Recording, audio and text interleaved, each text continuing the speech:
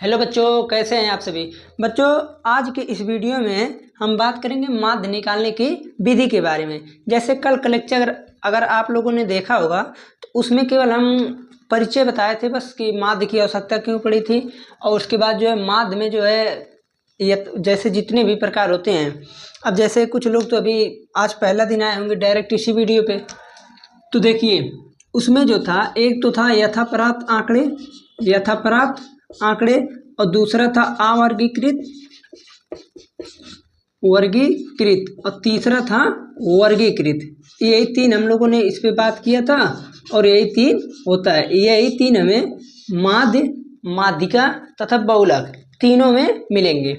तो देखिए इसमें है क्या, यथा प्राप्त के लिए अगर माध्य निकालते हैं तो माध्य का उसका अलग फार्मूला हो जाएगा। यथा प्राप्त के लिए अगर माध्य आंकड़े मान लीजिए आपको दिया है यथा प्राप्त तरीके से, तो उसका माध्य निकालने का तरीका अलग लगेगा। उसका माध्य निकालने का तरीका हम बताएंगे आप लोगों से।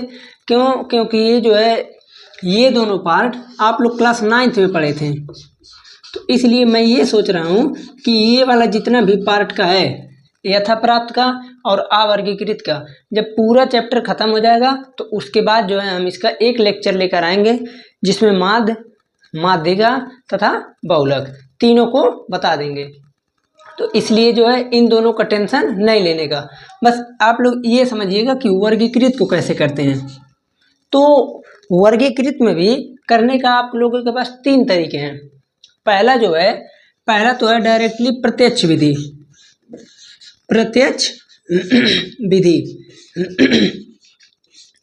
और दूसरा आएगा आप लोगों का कल्पित विधि, प्रत्यक्ष विधि, कल्पित विधि और तीसरा आएगा पग विचलन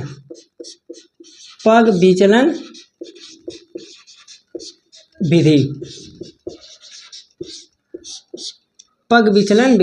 देखिए ये तीन विधियां हैं माध्य निकालने का, वो भी किसका, वर्गीकृत का। अगर अवर्गीकृत आता है एक प्रकार से जो है, अगर अवर्गीकृत आ गया, अवर्गीकृत के निकालने का माध्य का तरीका, इसमें से हम प्रत्यक्ष विधि को मानते हैं, क्योंकि प्रत्यक्ष विधि जिस प्रकार से सॉल्व किया जाता है सेम वैसे ही अवर्गीकृत विधि को, जैसे अवर्गीकृत आंकड़े से माध्य जब निकालते हैं तो इसी प्रकार निकलता है जैसे कि प्रत्यक्ष विधि। तो चलिए हम यहाँ पर थोड़ा सा अभी बात करते हैं प्रत्यक्ष विधि के बारे में, ज़्यादा कुछ नहीं, प्रत्यक्ष विधि बता दे रहे हैं। उसके बाद कल्पित और पग विचलन लगभग से में बस केवल एक लाइन एक्स्ट्रा हो जाता है, तो उस एक लाइन के एक्स्ट्रा की वजह से अधिकतम लोग कल्पित विधि से ही पूरे सवाल को कर देते हैं।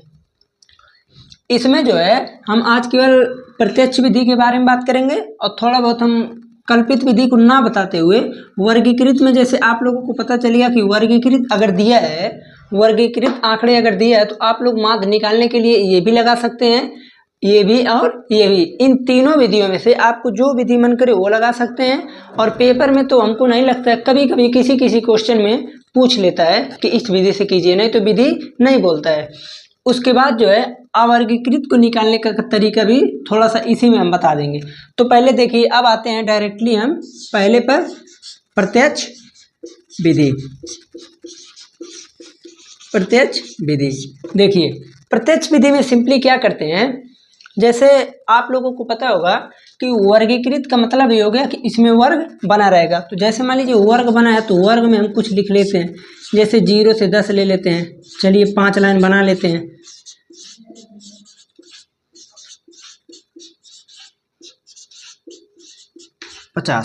देखिए 5 लाइन बन गया। वर्ग में हम लोग बना लिया कि वर्ग जो है 0 से 10, 10 से 20, 20 से 30, 30 से 40 और 40 से 50, ये वर्ग बन गया। उसके बाद हम यहाँ पर बना लेते हैं बारंबारता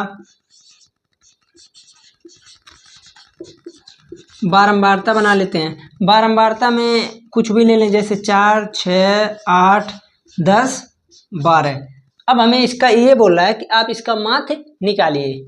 ऐसे प्रश्न आते ही हैं अधिकतम प्रश्न कि अब इसका हमको क्या निकालना है, माध्य निकालना है, वो भी किस विधि से, प्रत्यक्ष विधि से। चूंकि हमको पहले यहाँ प्रत्यक्ष विधि समझना है तो इसलिए हम प्रत्यक्ष विधि को लेकर चलते हैं।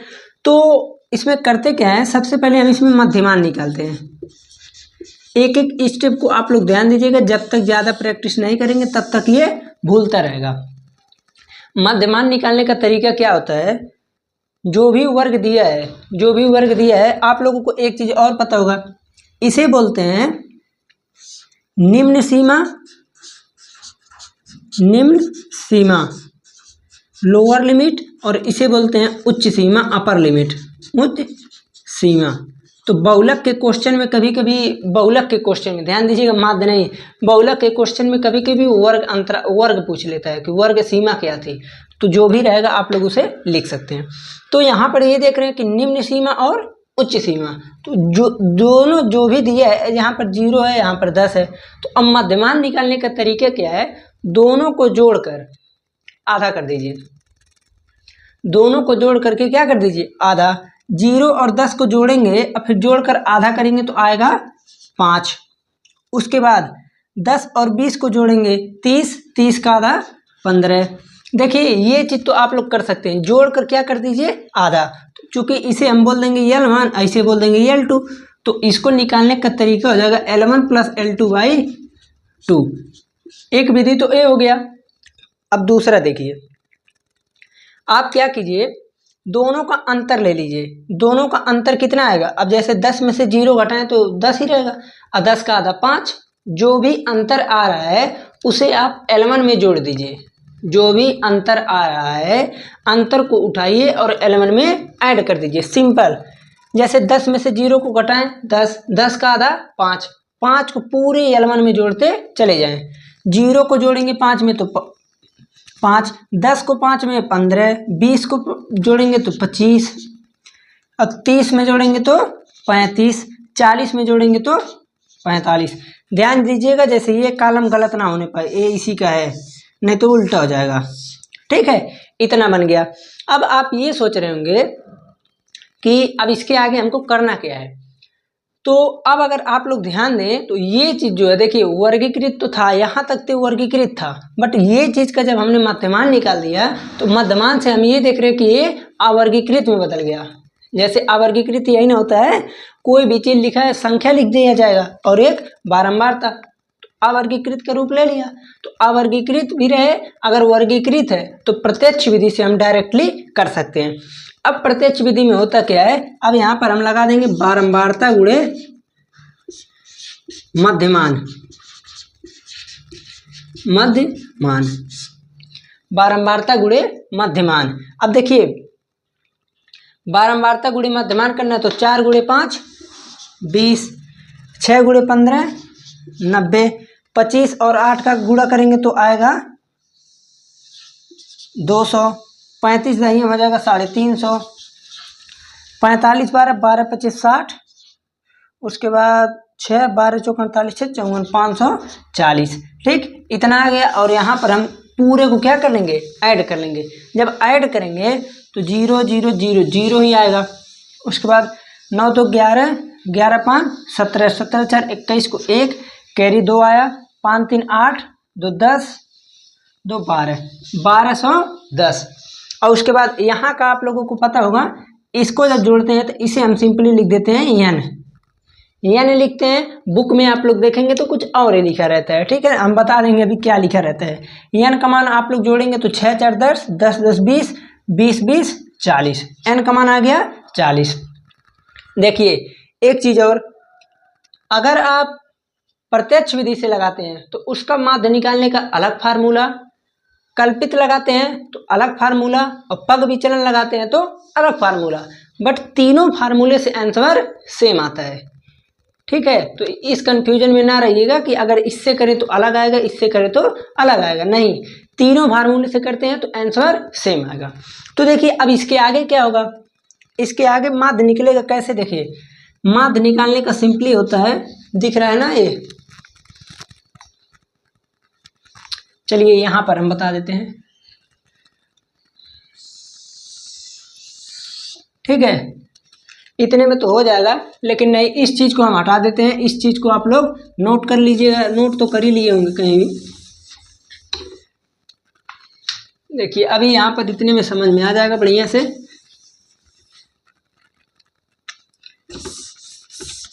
माध्य निकालने का यहाँ पर फार्मूला क्या है, सिंपली माद इक्वल टू, और यहाँ पर जो भी जितना आया है मल्टीप्लाई करने के बाद जो भी आया है 1210 अपान, और यहाँ पर जो आया है n 40, इसी को अब भाग देंगे तो अब यहाँ पर देखिए 4 से काटेंगे तो 30 बार मिल जाएगा 120.10 बचेगा, 4 दूनी 8, 2 0 4 5 20, 30.25 इसका आ गया आंसर। अब देखिए एक चीज हम और आप लोगों को बता दें, जैसे बारंबारता को हम बोलते हैं f, बारंबारता को बोलते हैं f। अभी अगर हम पहले से ही एफ एक्स लिख देते तो आप लोग कहते हैं ये कहाँ से आ गया। अब समझिए, इसे बोलते हैं एफ, ठीक है, बारंबारता को बोलते हैं f और इसे बोलते हैं x। बारंबारता को f बोलते हैं और मध्यमान को बोलते हैं x।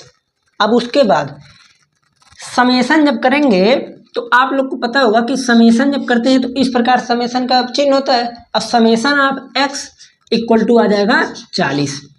तो हम समेशन ऑफ x को ना लिख करके हम डायरेक्टली n लिखते हैं। n का मतलब भी वही होगा, समेशन ऑफ x लिख देते हैं तो भी वही होगा।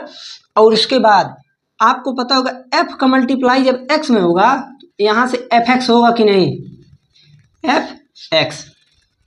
fx होगा। और उसके बाद जब समेशन करेंगे तो हो जाएगा समेशन fx।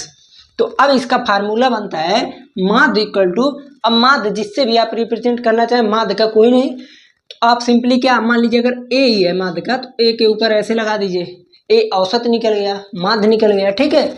और उसके बाद यहाँ से formula summation of fx upon summation of f। हम इस चीज को ना लिख करके हम सीधे लिखते हैं, अब इसे हम लोग पढ़ते क्या है, सिग्मा, तो पढ़ते हैं सिग्मा fx अपॉन n, ये फार्मूला हम जानते हैं, ठीक है। यहाँ पर सिग्मा f को हम क्या लिख दिए, n लिख दिए। डायरेक्टली आप अगर यही चीज लिखते हैं तो भी सही है। देखिए ये तो था आप लोगों का प्रत्यक्ष विधि। प्रत्यक्ष विधि में सिंपली हमने क्या किया है, डायरेक्ट मध्यमान निकाला है, मध्यमान निकालने के बाद मल्टीप्लाई। कभी कभी जो है, अब मध्यमान अगर मान लीजिए ऐसे ही दिया है, वर्ग की जगह वर्ग ना देकर कुछ भी ऐसे सिंपली दे दिया है, नंबर ही लिख दिया, जैसे यहाँ पर मध्यमान में लिखा है, तो आप डायरेक्टली वही मल्टीप्लाई कर देंगे तो वो किस विधि में जाएगा, अवर्गीकृत में, ठीक है। इन सब चीज़ों को आप लोग समझ गए हैं। अब हमें लगता है कि कोई प्रॉब्लम नहीं होनी चाहिए। पहले हम टाइम देख लें। चलिए अभी वीडियो तो खैर ज़्यादा बड़ा नहीं हुआ है, अभी एक क्वेश्चन हम और कर सकते हैं। ये तो था देखिए प्रत्यक्ष विधि। प्रत्यक्ष विधि में हम सिंपली क्या करते हैं, फिर से एक बार सुनिए, वर्ग दिया रहेगा, बारंबारता दिया रहेगा, डायरेक्टली हम निकालेंगे मध्यमान। मध्यमान निकालने का तरीका क्या है, दोनों को जोड़कर आधा, या तो दोनों को जोड़कर आधा अगर नहीं करते हैं, घटाइए दोनों को अंतर लेकर आधा कीजिए, जो भी अंतर पे आधा आ रहा है उसको इसमें जोड़ते हुए चले जाइए। एक चीज ध्यान दीजिएगा, ये जो मैं बता रहा हूँ घटाने वाला, घटाकर आधा करके जोड़ने वाला, ये तभी लग सकता है जब समांतर माध्य हो। ध्यान दीजिएगा, जब समांतर माध्य हो, अगर असमांतर आ गया तो वहां पर ये चीज नहीं लगेगा, ठीक है। उसके बाद बारंबारता गुणे मध्यमान करते हैं, यहाँ से आ गया सिग्मा एफ डी, इतना आ गया। उसके बाद ठीक है, सिग्मा एफ एक्स यहाँ पर आया, सिग्मा एफ एक्स को यहाँ पर रखे फार्मूले में, सिग्मा एफ एक्स अपान यान फार्मूला होता है, माध्य निकालें तो 30.25 आ गया, ठीक। ये चीज आ गया। एक बार आप लोग इसे स्क्रीनशॉट ले सकते हैं, क्योंकि अब हम इसी से बढ़ेंगे आगे। कैसे बढ़ेंगे चलिए देखिए, ठीक है। तो अब हमको मिटाने की ज्यादा आवश्यकता नहीं है, क्योंकि कौन कौन सा हो गया, देखिए प्रत्यक्ष विधि हो गया। अब सोच रहे कल्पित विधि इसी में बता दें, पग विचलन अलग से एक क्वेश्चन लेकर आएंगे, उसको बता देंगे पग विचलन कल के लेक्चर में। कल के लेक्चर में पग विचलन हो जाएगा, उसके बाद जो है अगले लेक्चर से पूरे प्रश्न को करते हुए चले जाएंगे, ठीक है। तो ये जो है हम मिटाते हैं, कहाँ से मिटाते हैं, यहाँ से, केवल ज्यादा मिटाने की हमें आवश्यकता नहीं है। ये तो ठीक है। खैर प्रत्यक्ष विधि को हम यहाँ से हटा देंगे। प्रत्यक्ष विधि में हम अब इसके आगे क्या लिख देंगे, कल्पित विधि। देखिए यहाँ पर लिख देंगे, तनिक भी अगर भीगा रहेगा तो नहीं चलेगा, कल्पित विधि। देखिए एक चीज और बता दें, जो हम पढ़ रहे थे प्रत्यक्ष विधि, इसका नाम प्रत्यक्ष विधि इसलिए है क्योंकि डायरेक्ट गुणा हो जा रहा है, बस इसीलिए प्रत्यक्ष विधि। और ये कल्पित विधि क्यों है? क्योंकि हम इसमें पहले ही अपना उत्तर कल्पना कर लेते हैं कि मेरा उत्तर जो है इसी के निकट या इसी के आसपास जाएगा। ठीक, तो इसे जैसे हम देखिए सेम काम, वर्ग दिया रहेगा, बारंबारता दिया रहेगा, मध्यमान निकालिएगा। वर्ग दिया रहेगा, बारंबारता दिया रहेगा, मध्यमान आप लोग निकालेंगे। ये मत समझिएगा कि मैं मिटाया नहीं तो ये चीज़ दिया रहेगा ना, ये चीज़ आप लोगों को निकालना रहेगा। क्यों मैं यही लिया हूँ, सेम चीज़ आंसर को चेक करने के लिए।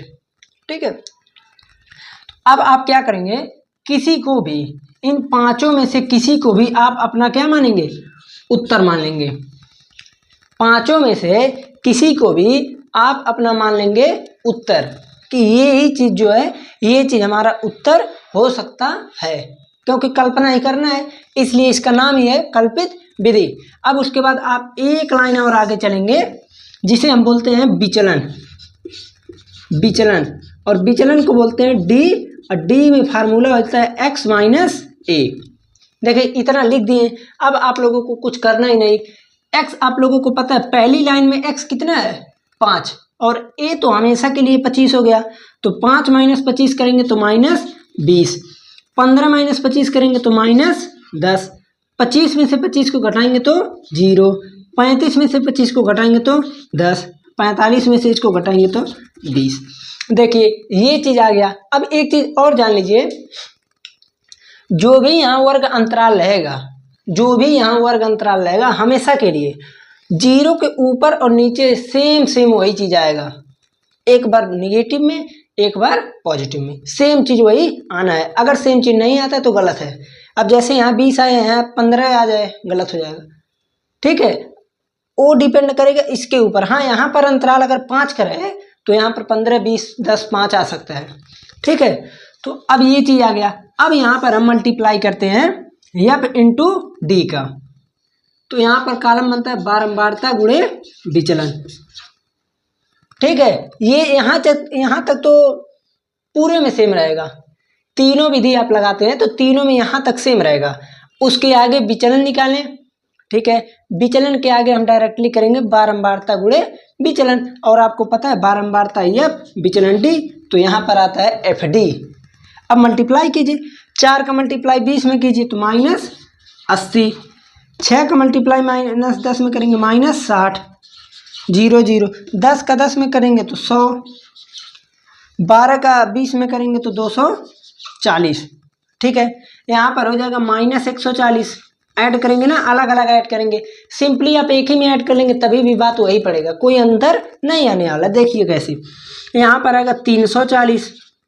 ठीक है, यहाँ पर आया माइनस 140, यहाँ पर आया प्लस 340। अब फिर दोनों को ऐड कीजिए, जब ऐड करेंगे तो sigma f d equal to कितना आएगा, 340 यहाँ प्लस में है, उसके बाद जो माइनस 140 यहाँ है, तो आप कहेंगे डायरेक्टली 200 आएगा। तो 200 आया, 200 किस में आया, प्लस में आया, और यन तो आपको पता ही है। ठीक है, इतना चीज आ गया। अब हमको क्या करना है, देखिए माध्य का फार्मूला होता है, माध्य का फार्मूला देखिए यहाँ पर क्या हो जाएगा, इस चीज के लिए अलग फार्मूला होता है, इस चीज को आप लोग ध्यान रखिएगा। ये चीज जो है इसका फार्मूला मैं लिख रहा हूँ, फार्मूला होता है माध्य equal to a plus sigma f d upon n. तो ए का मान कितना है, ए का मान आप लोग कहेंगे 25 है, तो ए का मान 25 plus sigma f d 200, n का मान 40, तो ए कट के कितना आ गया 5, और यहाँ से आ गया 25 प्लस 5 इक्वल टू 30। देखिए माध्य उस वही गया कि नहीं, ठीक है ना, एक दशमलव का अंतर जाता है, दशमलव का अंतर जो है इसमें चला जाता है। आप किसी भी विधि से निकाल रहे हैं, जैसे अगर आप इससे निकालें उससे निकालें, तीनों से अगर आप निकालते हैं तो आप देखेंगे कि पॉइंट का अंतर चला जाएगा। ठीक है ना, क्योंकि इसमें कुछ चीज़ों का, जैसे वो जो पहले वाला था, पहले वाले में डायरेक्टली हम किए थे मल्टीप्लाई, इसमें हम क्या निकाले, विचलन निकाले, विचलन निकालने के बाद बारंबारता गुणे विचलन किए। अब अगर चाहें तो पग विचलन, यहाँ पर एक ही लाइन का काम है, लेकिन उस चीज़ को इस वीडियो में नहीं बताएंगे। ठीक है, पग विचलन थोड़ा सा आसान है, विचलन आपको दिख रहा है। अब पग विचलन में क्या हो सकता है, कल्पना कीजिएगा। ये चित्र होता था आप लोगों का कल्पित विधि। ठीक है, फार्मूला आप लोग याद रखिएगा। प्रत्यक्ष विधि का डायरेक्ट फार्मूला होता है summation f x upon summation of f या तो एन। इसका होता है a plus sigma f d upon n. और इसका जो होता है पग विचलन का सब कुछ यही फार्मूला है, फार्मूला यही है, बस यहाँ पर इंटू एच हो जाता है। कल उसको बताएंगे तो कल इसका फार्मूला हम लिख देंगे। ठीक है, तो आप लोगों का जो है कल के लेक्चर में आप लोग ये मान के चलिएगा पग विचलन बताने के साथ साथ कम से कम 2-3 प्रश्नों को थोड़ा और आगे लेकर चला जाएगा। ठीक है, तो अब हम चलते हैं और मिलते हैं अगले लेक्चर में कुछ प्रश्नावली के प्रश्नों के साथ।